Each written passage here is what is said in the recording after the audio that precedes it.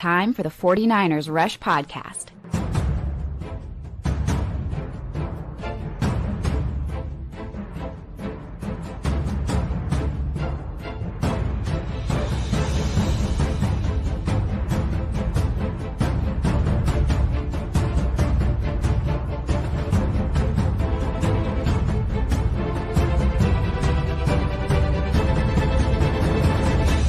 And here's your host, John Chapman.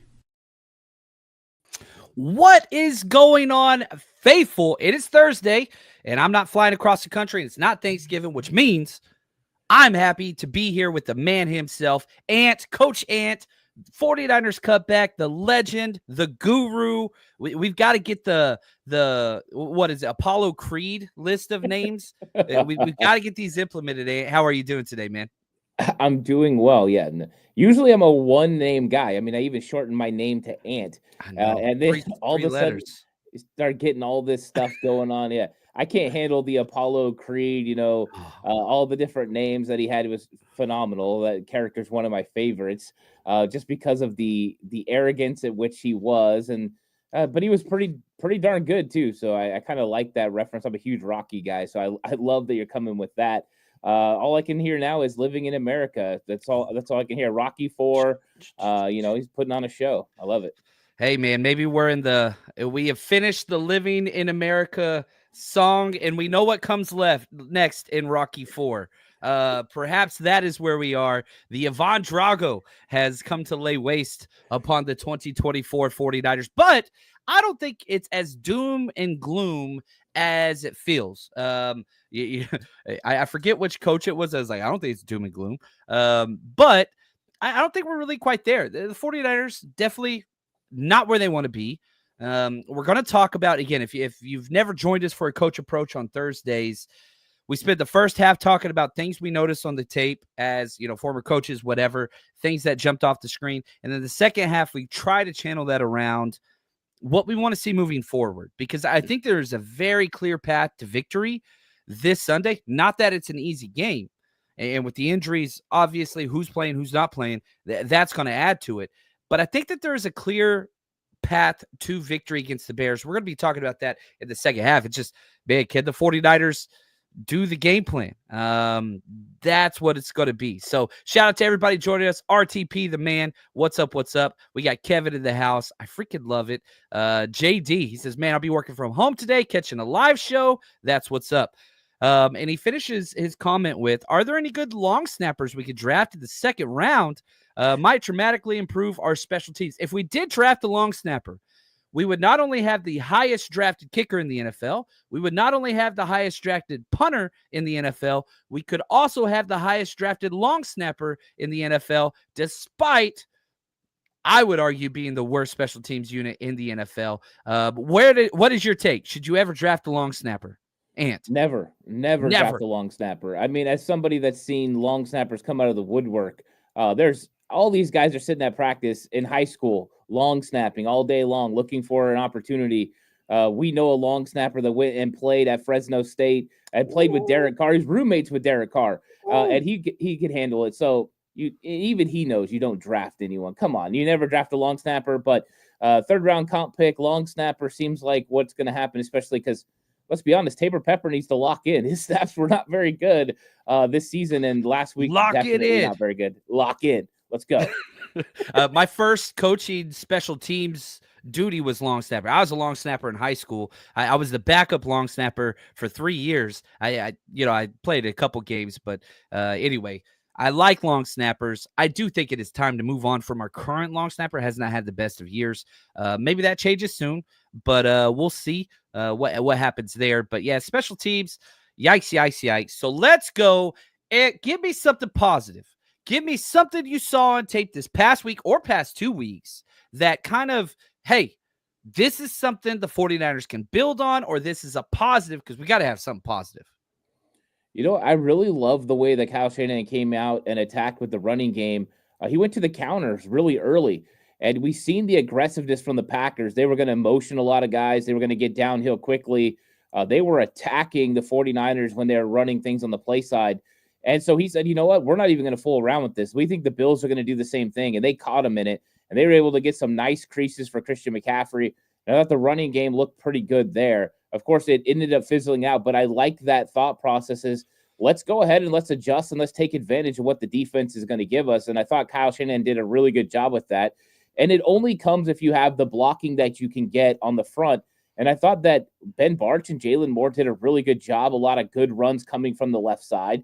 And so what we saw was Barch being able to use his lower half to block. And I want to give him some flowers because we've seen Aaron Banks struggle because of the calf injury to get his lower body to do what he needs it to do, to flip his hips, to turn the steering wheel, to get his body between the man and the hole. And we saw Ben Barch doing that. He looked like a very athletic player. I don't know how much we can attribute to the snow because it seemed like everyone was struggling in the snow when it came defensively.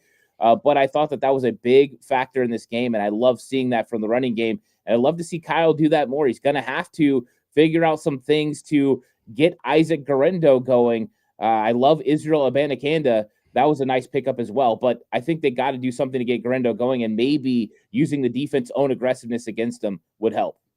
Yeah, I love that. I mean, I remember there was a 2-play sequence where you outside tossed. Yeah, it was a C-gap cutback to McCaffrey on the first quarter. And the very next play, you gave a mirrored look, and it was the same, like, motion, pre-snap, everything. And you go to the toss, and it's an instant counter cutback. And it was just like, it was just a boxing. We were sticking with the boxing metaphors today. It was a perfect 1-2. And it was just like, oh, got him on the outside, get him on the inside. It was just like, man, that's what I'm talking about. 1-2, just right off the bat. It was like, oh, all right. Now, this is something that I wanted to talk about a little bit later, but you brought up Israel Abanikanda. Is that am I pronouncing Abanikanda? Abanikanda. There we go. Yeah. I like the way you say it way more. So I went back and shout out to my man Josh. He always helps with the show. I went back and looked at our draft write-up on Israel, and man, a couple things that came off. Now, he's the closest. He got drafted in 2023, 5th-round pick. He's the closest thing to Isaac Guerendo, like, of all the running backs that have come out back-to-back years. Like, they are so close to each other. Bigger-bodied, speed guys, height, weight, speed combinations. Here's what I wrote in my pre-draft write-up. High-end combination of size and speed.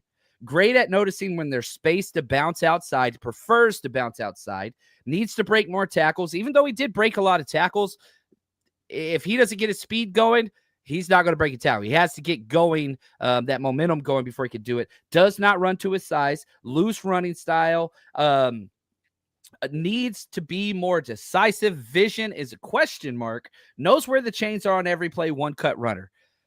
I think almost every single one of those things applies to Isaac Guerendo. I mean, agree? What did I miss on? What are your thoughts on the new 49ers running back, Israel A?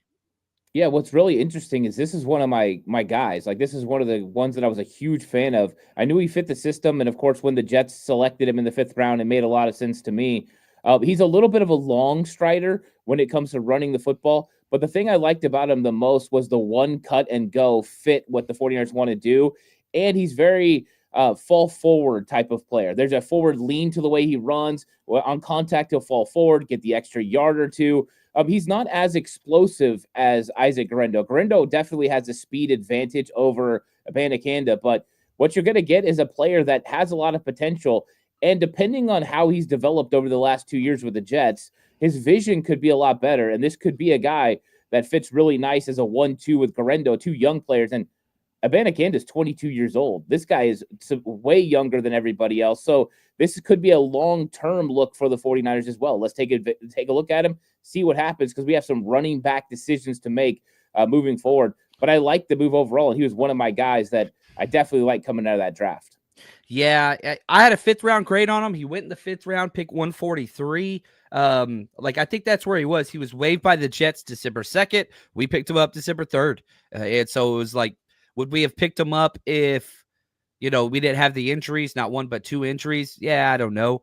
But now, okay, let's go to this. Shout out to Shane, #CC, and shout out to my man Grand Day. Had an awesome time. He was one of the brave souls that braved the Buffalo storm out there. We had an awesome time hanging out this week. Appreciate you, man. So here's my question. And again, we're already out of order.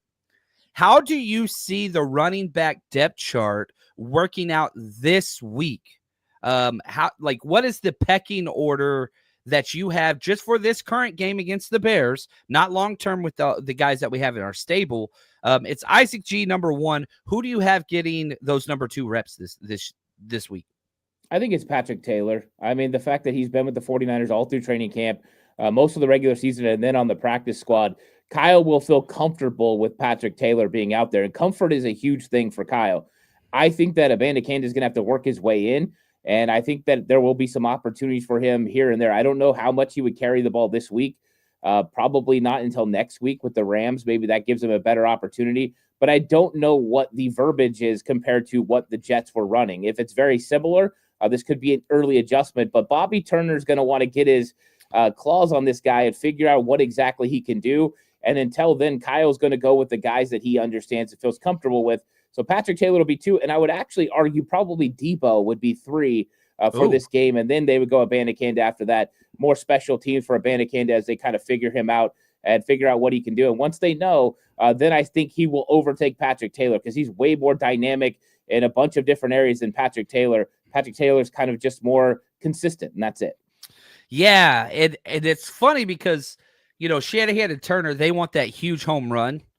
I want consistent. I want lack of negativity, which we've had so much of with our offensive line and penalties and whatever else. That's why what I would want is I would want Patrick Taylor getting more snaps personally. I don't think that's going to happen. So my question to you is, does Debo get more carries or Patrick Taylor Jr. this week? I think it's going to be Debo. I think Kyle is going to look at Debo and say, hey, you know what? It's 2021 again, guy. Let's go. Garendo will get most of the carries, but I think he's going to look at Debo and be like, you haven't been doing a whole lot this season anyways. And he's not going to tell Debo that, but Debo knows he hasn't been doing a whole lot this season, and we're going to have to get you more involved. And I think it's important to get Debo more involved in the game because yesterday, me and Mark were talking. And I said he was like Waldo. Like, where's he been? He shows up on kick return, but we haven't seen the consistent plays from Debo this year that we're used to seeing. The explosives. He has one real explosive play that led to a touchdown this season. Like to see more from him. So yeah, Kyle getting him in the backfield seems like it's important. And if you're going to have teams being as aggressive as they have been to stop the run, then the plays coming back the other way could be important. And I don't know what you saw in film, but I thought I seen the Buffalo Bills ignoring Debo a lot on fakes and motions, which hasn't been the norm. So if they're gonna start ignoring him, that means you have to start feeding him the ball. It's going to give him some opportunities. Yeah, he needs the ball in his hands. My thing is he's got to stop going lateral all the time. Like, again, back to, I think one of the issues of this offense is people want home runs. Man, we need Tony Gwynn's. We need singles. So you run those screens to Debo, which finally, one of the things that I really liked about the Buffalo game plan, a lot of it was the snow and the weather, the most screens we've run all season. And that was Brock Purdy's highest quarterback rating. But you throw it out to Debo and he gets 2 or 3 yards where he could have got 5. I know he wants the explosive, but man, 5 yards in this offense is what we need consistent. And so you can't really turn Debo off, and I don't think that's what you try to do, but I think you tell Debo, like, look, dude, we need more north and south, less east and west, like, get upfield. And so one of those plays, I think it was like 2nd and 14 or something, 2nd 13, and he got like 2 or 3 yards, and it's like, man, Jake Moody has to kick this field goal. Every damn yard is the most important yard in the world. And it's just like, we got to get those extra yards. And I don't know. I think that's an issue. Now, Alan, sticking with the wide receivers, and I like this question. Thank you, Alan. We need to see if the wide receivers we drafted have what it takes. Get them on the field. Debo is now a specialist. Jennings is the man for us, but isn't elite. No Bell anymore. Why are we not giving? I don't think that Jacob Cowing has had a catch since that 40-plus yard. I don't think he's had a catch. I don't even know if he's had a target. Since, like, am I crazy? Maybe I need to look this up. I think he caught a screen. He caught a screen. I can't remember what game it was, but remember he caught the one inside the red zone. 2 receptions on the year. Yeah.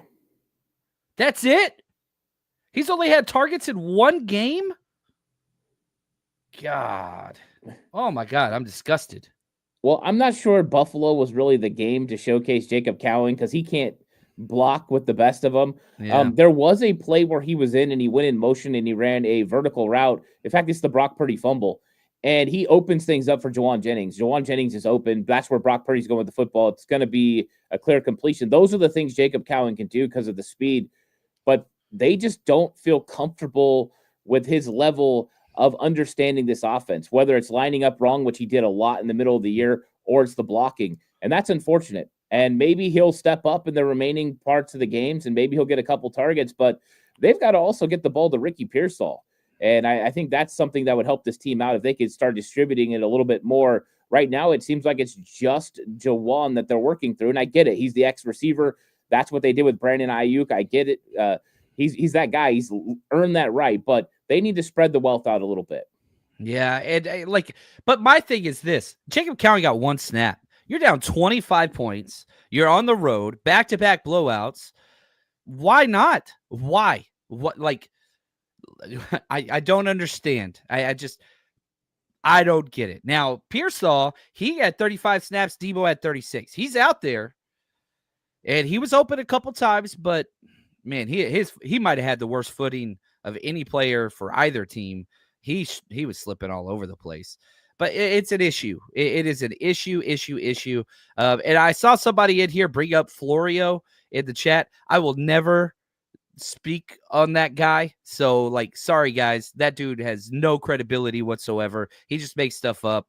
And that's just not really what we're about. But not saying I hope he makes all of his money, whatever else. I choose not to participate in that clown dude. That dude's he's a joke, man. But I hope he makes his money. I always want everybody to be successful, but I ain't talking about him on this show. Now, one of the other issues that I saw on tape, I don't think that Purdy had a good game, and that does, anytime I talk about Purdy, I always got to put this out there. I don't want to move on from him. I want him to be the quarterback of the future. But I think that this Bills game was probably one of the most exaggerated examples of him holding onto the ball too long, not letting go of the pass whenever he saw an open wide receiver.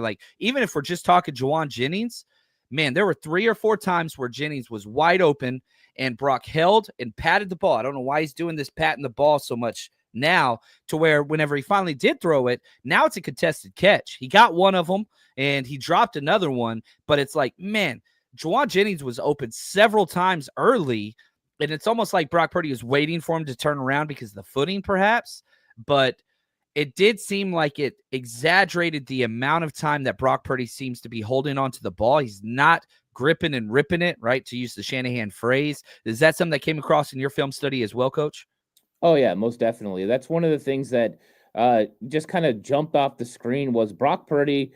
I think it's really in his head that he doesn't want to turn over the football. I think he knows how important it is to hold on the football and not create turnovers. And I think that has slowed him down. And like you said, he's just not ripping it like he used to. But I think this game in particular made it difficult because we've heard Steve Young talk about superpower and what Brock Purdy's superpower is, and that's throwing with anticipation.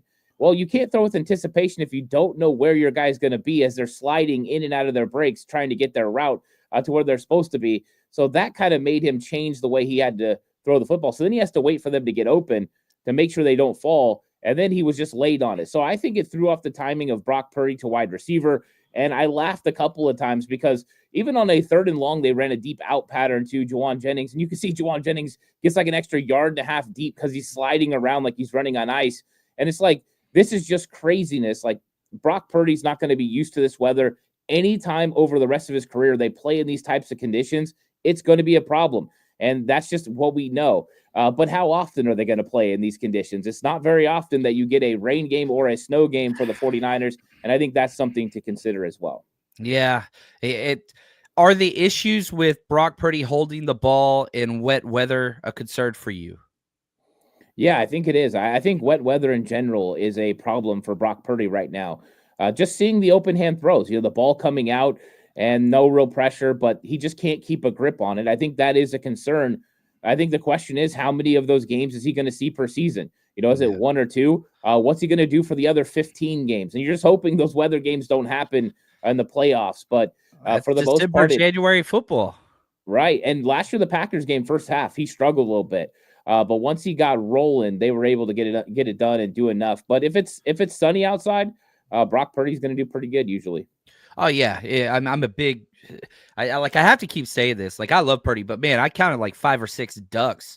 Like, I mean, ball comes out, it's just like wah, wah, wah, wah, wah. Like, I thought ducks flew south of the winter. Like, what happened there? That's what it is. Sonia, Pearsall is officially invisible. He literally runs circles on the field, is being ignored.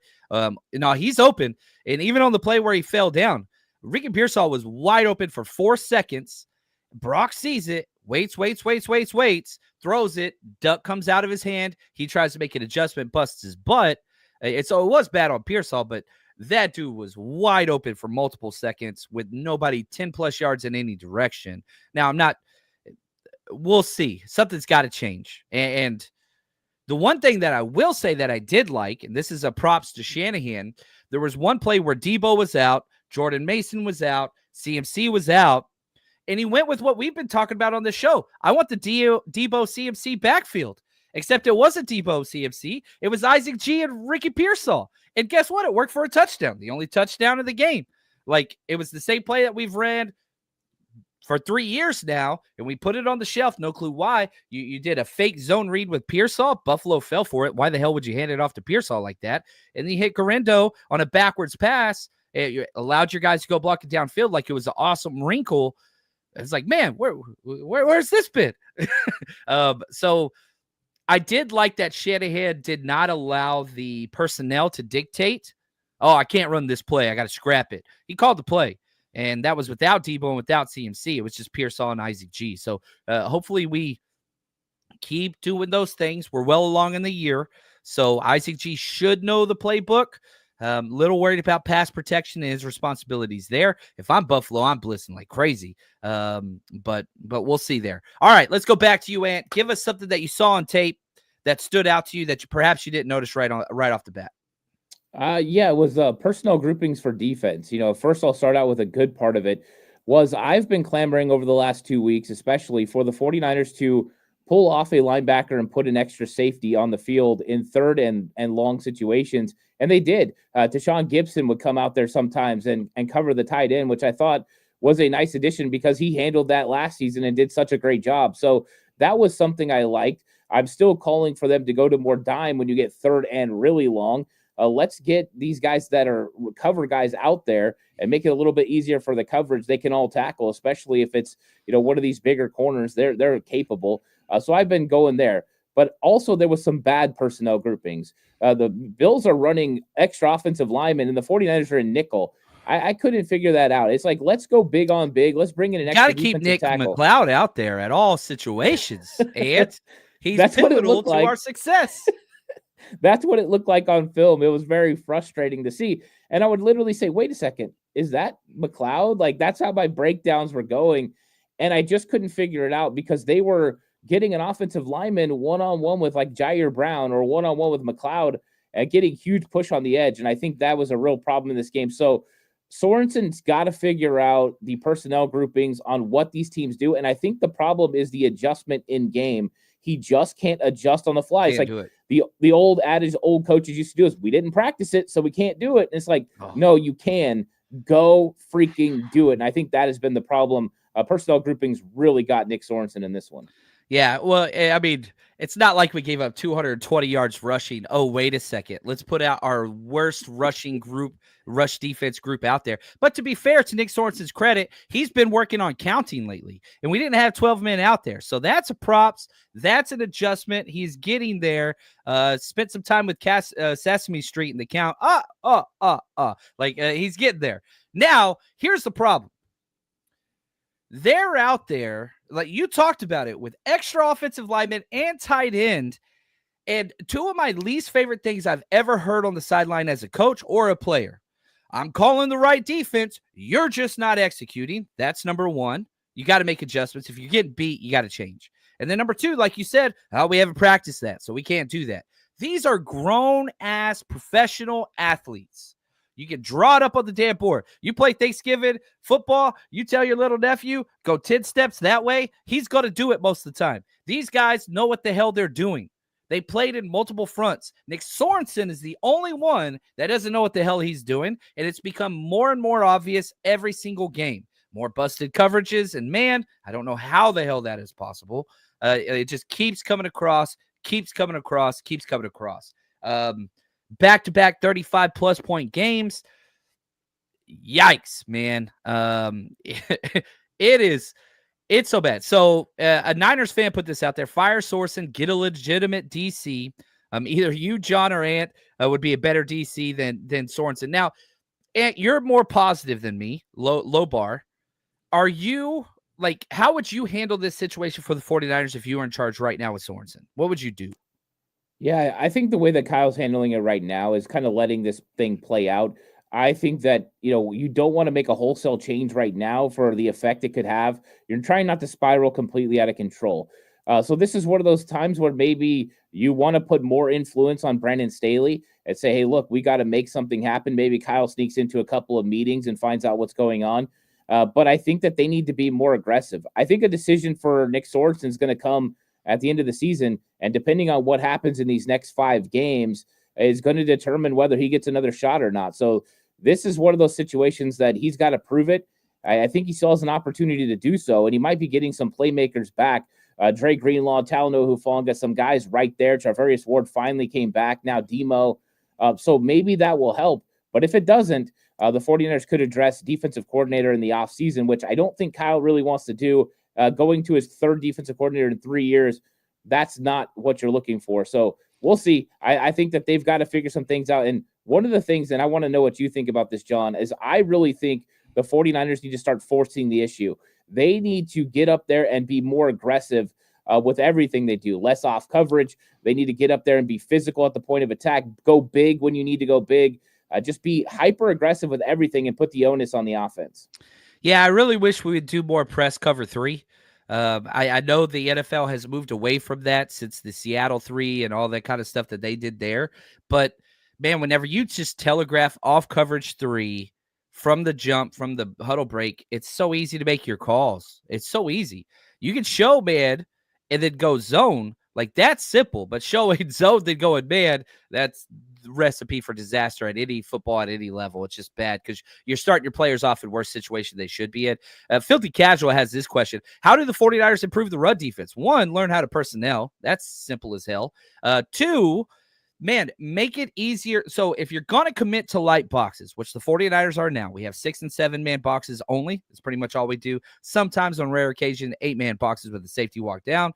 But you need more stout defensive tackles. I want way more Evan Anderson and way more Malik Collins groupings on 1st and 2nd down. Like, you go to your NASCAR package sometimes, but we need stout defensive tackle play, and I think we're struggling. Khalil Davis, not Khalil Davis, but Khalil Davis showed a couple promise on a couple plays, but we're getting dominated at the defensive tackle spot. I think that's kind of where it starts. Not having Bosa out there hurts. Devondre Campbell hurts. He just misses his gap. I don't understand his gap integrity. I don't think it was always his. He was an all-pro player. He overruns where he's supposed to be so often, and he takes the cheese every freaking time. It bothers me. Now, I got a question from Trust N61. Shout out to the man. He emailed me. Was Eric Armstead more valuable to this team than we thought? Seems like we haven't replaced him really at all. What are your thoughts on Eric Armstead? Just got nominated for Walter Payton Man of the Year. Again, shout out to Corey Robinson. He's the Walter Payton Man of the Year for the 49ers. What are your thoughts? Eric Armstead leaving, was it a bigger hurt than we thought? Well, I think we were all concerned about the run defense. Armstead was really good at being able to hold his ground. And why not, right? He was a 5 tech in college. That's just kind of what he did. One at the point of attack. So I think we all knew that was going to take a step back. Malik Collins has been pretty good, in everything that he does. And if you had Javon Hargrave, who knows what would happen. Now, he's not great against the run either. But I think that's always been a problem for the 49ers. And they've tried through the years to kind of bring guys in, a guy like Hassan Ridgeway or some bigger bodies that can help stop the run on early downs. But when they get to the later downs, they want to bring pressure. And what's interesting about the 49ers is it feels like early on in the game, they do a really good job stopping the run. The first 2 drives against the Bills, they were doing pretty good. And then all of a sudden, everything starts moving. And once you get these guys washing through, it makes it more difficult for linebackers to make tackles. There's missed tackles by, D Winters right in the hole. And I explained to people that part of the problem is the gap is way bigger than it should be because the defensive tackle got washed all the way through. Yeah. And now a running back's got a lot of room to be able to move and cut. So, yeah, defensive tackle's been a huge problem. I think that they were never expecting some of the guys to get as many reps, in the back end as they're getting. And, they're just not as good at the top side without Eric Armstead or without Javon Hargrave. And I think that's been really frustrating this season.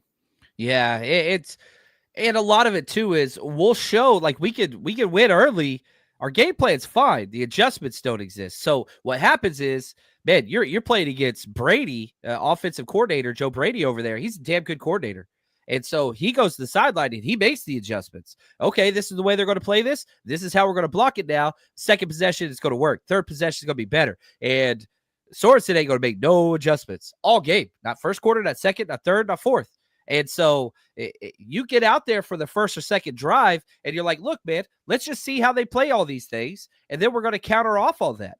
And it's just, man, we're giving them the fourth quarter answers to the test. That's why we're 29th in fourth quarter scoring defense. I mean, the Bills still scored a touchdown against us in the fourth quarter. And they were up 20 points. And they weren't even trying to score. Mitch Trubisky was out there.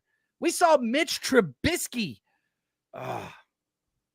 Oh, man. That was probably the most demoralizing. Not the weather, not the snowballs hitting the back of your head 20 times during the course of the game. It was seeing Mitch Trubisky take snaps against your defense and still move the ball. Oh, that one hurt. That one hurt. That was a low point. Low point for me. Now, I got to say this. If you think the 49ers are going to be successful, it's not all doom and gloom, and you want to put your money where your mouth is, go do that. If you want to bet on draft picks, you can go do that right over at MyBookie. You know football. You watch all the games. You know what's going to happen before it actually does. So why don't you put your knowledge to the test over at MyBookie, where you can bet on everything. Go to mybookie.ag. Use promo code 49ERS, 49ers, or scan this QR code next to me, and they're going to match your initial deposit. Put in 50, you get 50. Put in 100, you get 100, all the way up to $1,000. Plus, you can bet everywhere. California, Texas, doesn't matter. I've been in California for years. I've used it for 6 straight years. Easy to get money in, easy to get money out, trusted source, and you can bet on anything you want. You want to bet on politics, any sport, you name it. They've got the casino if that's your thing. You name it, MyBookie is there for you. Now, make sure you use promo code 49ERS to get that double deposit. And MyBookie, bet anything, anytime, anywhere, only with MyBookie. All right, Ant. I need to know the answers for why the 49ers are going to be successful moving forward. We got 5 games. Backs against the wall. Might be able to drop one more game, but probably not an NFC game to get into the playoffs. Yeah, I know it's still there. And you got to deal with that. That's the way the coaches do it. They're not waving the white flag, and they shouldn't be. What's something that you want to see moving forward this week versus the Bears? Yeah, I think it's just when it comes to defense, a little bit better in the red zone. I mean, and I'm only asking for a little bit. They are just getting absolutely gashed inside the red zone. And I knew Buffalo was going to kill them because Buffalo is 63% scoring touchdowns in the red zone. And I thought that number is going to go up just the way Josh Allen is. And so I knew that was going to be bad. So my argument the whole week was don't even let them in the red zone. Like, you better be a hyper aggressive before they ever even get there. So that's something they're going to have to do. Now, with the Bears offense, they've been going through so many problems. They've changed offensive coordinators. Now they've changed head coach. We understand that this offense has gotten a little bit different, but still, Caleb Williams is still one of those guys that's very frustrating. He's either very frustrating for the defense or very frustrating for the offense and the fans because he can make mistakes and he can end drives. So what the 49ers need to do is keep them out of the red zone and just force field goals. If you can force Chicago to do what they've been doing all season and kick field goals, you're going to have a really good chance to win. But that means being effective in the red zone, which we haven't seen the 49ers do at a high level on defense, and they've got to figure it out. If they don't, this season's going to be a wrap. You know, there's a chance for the playoffs, that's for sure. But right now they haven't played like it. They're going to have to be better on third down against Chicago. They're going to have to be better in the red zone. The only thing I can say is they did play 2 really tough teams in a row. Green Bay and Buffalo was on everyone's list as games they could possibly lose. That's the bright side. The bad side is they got absolutely blown out by those teams. So they've got to be a lot better when it comes to playing Chicago. Yeah, and if you look at the teams that, again, Buffalo's played Green Bay, Minnesota, Detroit, and they've lost all those games by combined 7 points. On top of that, you talked about how bad the 49ers are in the red zone. I talked about this yesterday on the show. 1999 is where they started tracking red zone percentage. The 49ers defense ranks worse than every 49ers team since 1999 to now. And it could go back further, but they didn't even track it back. I can't find that data anywhere. That's how poor the 49ers defense has been on special teams. I'm sorry, on red zone defense. Special teams, that's usually my default. Now, I wanted to put this out there. What a shout out to Jim, my amazing listener. He created a Week 14 Bears versus 49ers bingo chart. So if you are a person that loves misery, but you want to have some fun and win some stuff, he put out a bingo chart. I got to put this out on social media, or you could just screen grab it. He's got some good ones in there. The center square is Brindle sucks. No, I didn't make this, but I thought it was great, and I thought it'd give some people a laugh. So there's some good ones on here. Running back gives up a sack, give up a 3rd and long, 3rd and short, go empty. Like, there's just some good stuff on there. Hopefully it brings somebody a smile. I don't know. We got to find a way to smile at some point. Now, you talked about Caleb Williams and how, he doesn't turn the ball over, but he gets sacked all the time. I feel like this is the week, if there ever was a week, to run the most zone coverage you've run all season, which isn't that much. We're like in the middle of the NFL as far as how much zone coverage we run, which is not how we built this team. A lot of zone coverage, and I want D-line stunts this week because I want to confuse him, keep him in the pocket. If Caleb Williams is forced to beat you throwing the ball, I like our chances against zone. Now, excuse me, if you do that cover 1 under man, whatever, and you only bring 4, and we're running man coverage on the backside, we're in trouble. You're about to give Caleb Williams the opportunity to make the greatest highlights of his career, and that terrifies me. So if you're going to run man, you better blitz, and you should be in zone and D-line stunts. That's what I want moving forward. It kind of confused Caleb a little bit. I think that they can do that, Ant. Yeah, I think they can too. Caleb Williams is a guy I've watched for a long time. I watch a lot of USC games, so I saw Caleb Williams. And one of the most frustrating things that he does is he likes to hold on to the football. He thinks that he can make every single play and every single throw, and he's going to go out there and try to do that. So getting him into a situation where he can only read half the field, getting pressure from one side, moving him in one direction or the other is always a good idea because when he can only look one side of the field, it just completely cuts down what he's capable of doing. So I love the line stun idea. I don't think that was in the cards last week when we couldn't get guys to even get off the ball without falling down on defense. But you've got guys that are athletic enough to potentially mirror this guy and run with them a little bit. Plenty of talent, though, on the offensive side of the ball. They are loaded at wide receiver. They have a pretty good tight end. It's going to be a tough task for the 49ers. But if you can get him off his game, and like you said, get some good zone coverages, run some of those things that used to confuse some of the other guys. We were so pumped a few weeks ago when De'Amara Lenore ran, the deep middle and the cover 2, the Tampa 2. Let's get to some of that stuff that can confuse them. And if you do that, one time they ran it. And if you could get them to do that, then you possibly could create turnovers. And I think that's one of the keys as well. 49ers do not create turnovers anymore. Early on in the season, they were dominating when it came to turnovers, nearly 2.5 per game. And then now they're just not even doing that. They're falling. They're now -3 in turnover differential. It has been bad recently. They've got to be a lot better there. We forced 1 turnover since our bye week. 1 turnover in our past 4 games. We've gone 1-3 in that same time period. Almost lost that Bucks game too. That's an issue for me. And so you got to figure some of that stuff out. Now, something that I want to see, especially the offensive side of the ball. Sorry, I'm going twice in a row here, but I always want to finish it with Ant because I feel like you're smarter than me, so it's what it is. I want Kyle Shanahan to act like it's snowing so that he stays with screen plays and check downs and run game. It's who we are. It's how we built this team. I don't care if it's Isaac G and Patrick Taylor and Debo or Israel A. I don't care. Keyshawn Vaughn, I don't care. run the damn ball. Brock, I don't ever want to see an empty set again for the rest of my life. It grosses me out. Like, I have PTSD. It's not who we are. It's not who we are. We're not good at it. So keep the screens where they are. Keep the runs. Keep the play action. All those things. Just stay with the way you're built in your identity. You don't have to outsmart other teams. Stick with what you're good at, your staples, right? You invite a guest over. You don't make a new dish that you never made before. No, you go with your staples. That's what you do. So, like, man, make what you're good at making, Brock Purdy. Make what you're good at making, Kyle Shanahan. Don't overthink it. Screens, layups, play action, run the ball. Even if you're only getting 2.5 yards to carry, I don't care. Stick with the run. Yeah, I think it needs to go back to the Jimmy G style of offense. That 2019, 2021 style. Get him under center, get Brock Purdy running play action, move the pocket, get him on the boot, allow some very easy throws for him. Also run some flood routes and go ahead and put these defenders in some interesting situations where they're in vertical and horizontal stretches, the way the 49ers can move guys.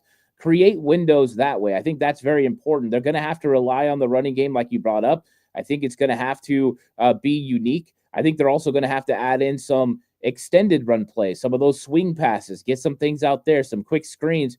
Try to force defenses to cover horizontally and then take advantage of the intermediate routes, because right now the linebackers are getting very deep drops against the 49ers. So you're going to have to take the throws underneath, get 5-6 yards, and live for the next play until they're willing to creep down. That's what you're going to have to do. Go on long drives, be consistent with those short throws, and get the run game going. But I'd love to see Brock Purdy moving a little bit in the pocket. And I know that we've seen teams bring pressure off the edge and kind of slow that up a little bit. But if they don't get there in time or they read it wrong, there are wide open receivers when the 49ers do it. So they need to go back to more of that style of offense, I think, especially right now without Christian McCaffrey. Yeah, and, Filthy Casual says, can we rely on Garindo? No, but you don't have a choice. You got to. He has not showed you that you can rely on him. The big play ability is there, but the consistent and the lack of negativity, that's not there. It's really, really not there. So, but you don't have that choice anymore. The second part to your question is, when should we rely on Israel? I think you get him a couple touches, give him some layups. Like you've had, he's in practice Wednesday. So like you go through the full playbook, but during team walkthrough, you're like, look, dude, we're going to try to get you 2 of these snaps guaranteed in this formation, in this setting, in this play. Make sure he's 100% comfortable. Next week, it's a short week, but that's when you can start to filter him in a little bit more.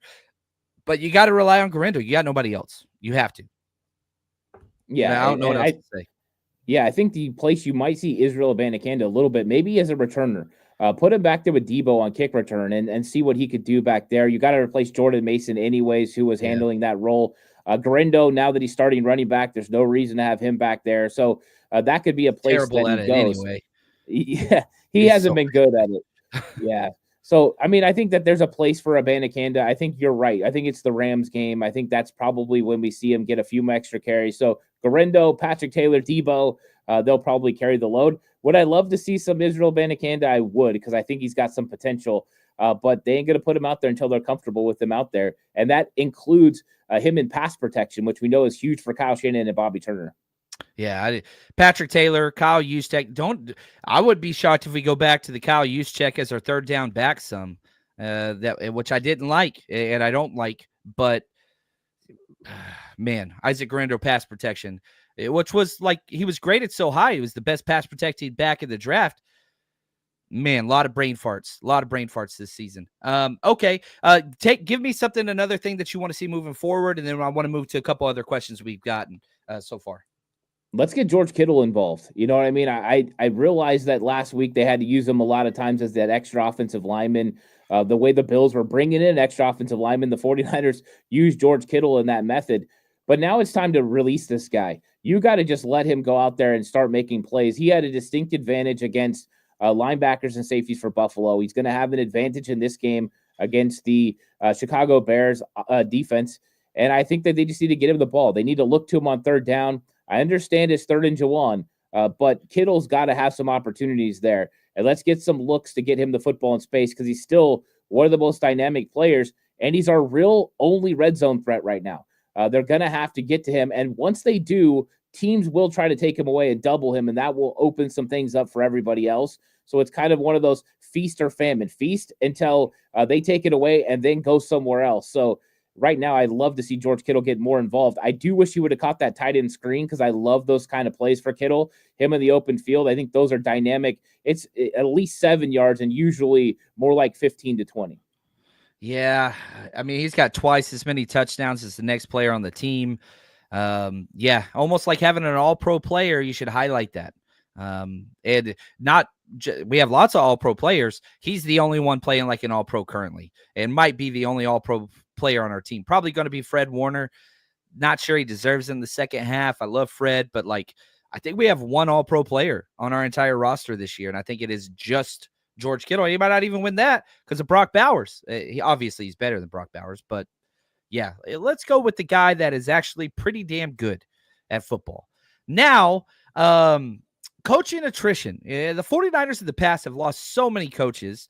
This year, not been a good year, but I think that the conversation has already begun. We could be losing somebody. Brian Griese, the quarterbacks coach that a lot of people gave credit to for Brock Purdy, drafting him, his development early on, not near as much criticism now with the year that Brock's had, but Michigan fired their offensive coordinator. What are your thoughts on Brian Griese? Do you think we'll be able to retain him? Should we be fighting to retain him?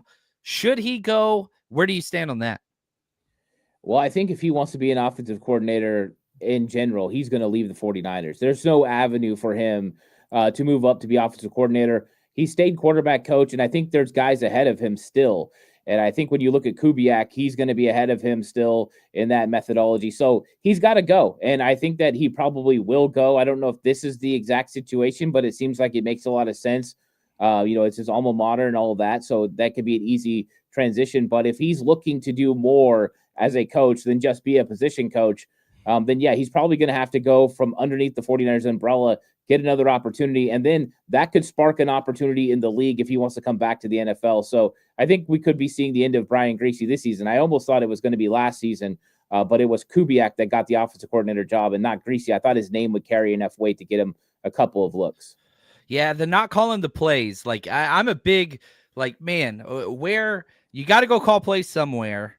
Can an NFL team give him that opportunity? Sure, but I think he'd get a pay raise going to Michigan too. That's what's crazy. Not that he needs money. I'm sure he's done very, very well for himself, broadcasting, playing career, whatever else, and his dad.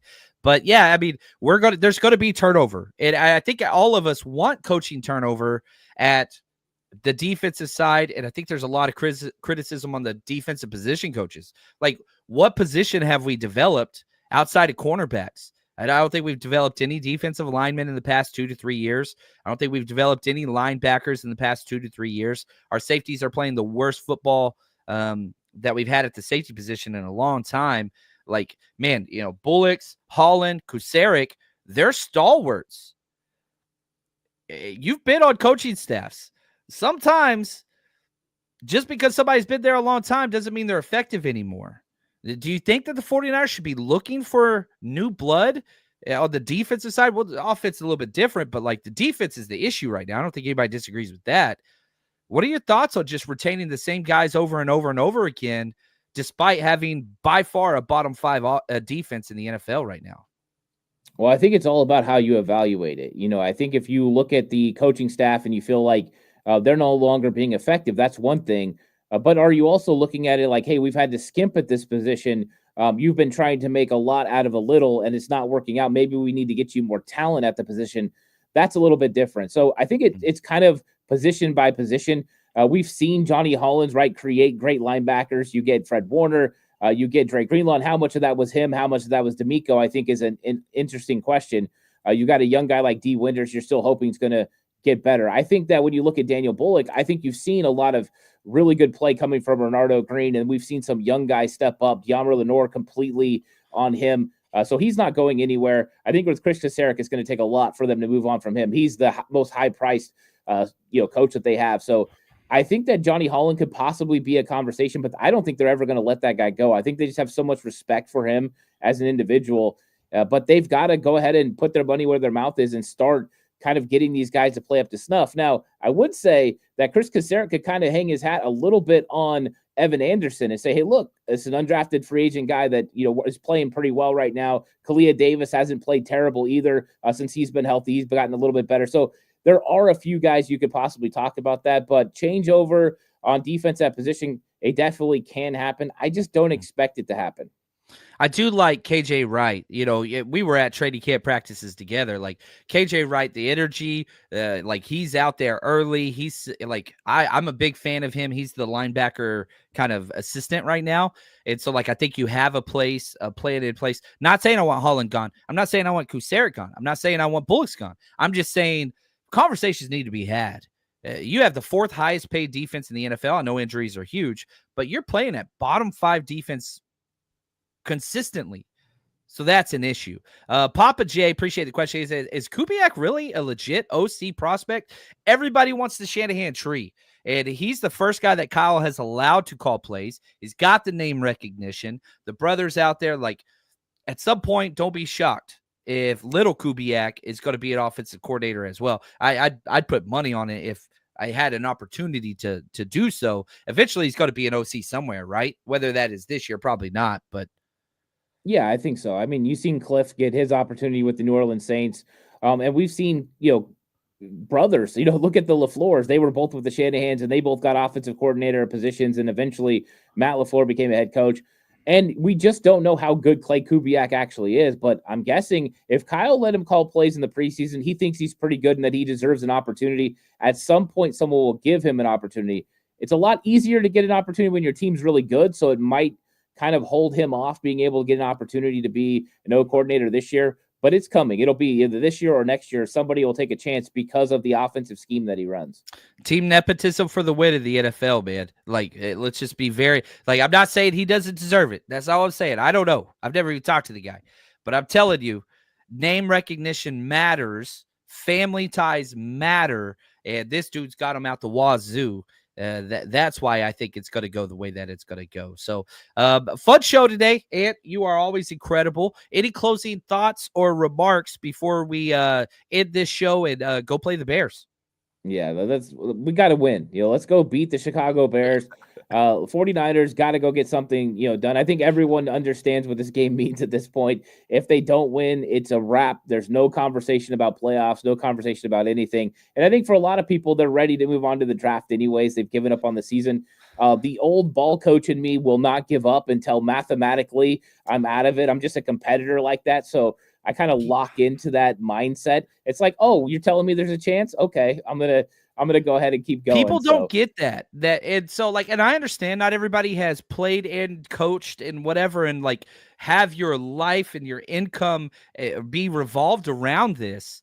Like, people, like, teams don't tank. There might be one every now and then. Doug Peterson did. He got fired a year after he won a Super Bowl because he did it. Like, it happens sometimes. But coaches, I'm sorry, man. It's not in our blood. We can't do it. Can't do it. You play to win the game, right? That's my Herm Edwards / Michael Singletary. I used to play the clip, and then YouTube docks you, and so I can't even play the clip anymore, which really bothers me. They take all your money. That's not cool. That's not cool. So let's go get the win. And you are absolutely incredible. Everybody, if you haven't yet, go check out 40 Hours Cutback. He's got Madden Simulation tomorrow. He's got preview Saturday, then recap on Sunday. Got to check it. Dude knows ball. And he's a good dude. The master of disaster, the Apollo Creed of 49ers podcast. Just stay alive. Don't fight the Russian. All right. Anyway, until next time. Oh, we got a real quick super chat. I got to put this out here. Thank you, Filthy Casual. Thanks for all you do. Stay faithful, John and Ant. Hey, man, we ain't going anywhere. We're not. This is episode 1277 for me, Ant. I think I'm committed to the cause. I don't know. Just a little bit. I think we're here to stay. We appreciate you guys. Thank you. That's why we always call you the faithful. Ant, you're the best. And for everybody else, till next time, stay strong, faithful.